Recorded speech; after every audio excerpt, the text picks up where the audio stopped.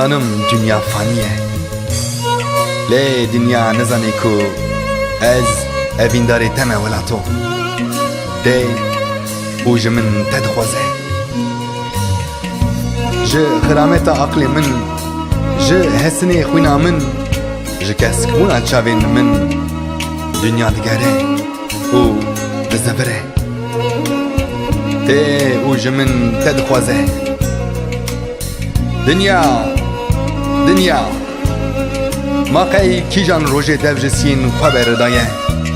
Kîjan heydê dev ji stêrkên xwe beridaye. Kîjan axê dev ji kulîlkên xwe beridaye. Kîjan deryayê dev ji masên xwe beridaye. û kîjan dayîkê dev ji zarokên xwe beridaye. An jî kîjan dil ji ber êşên xwe sekiniye.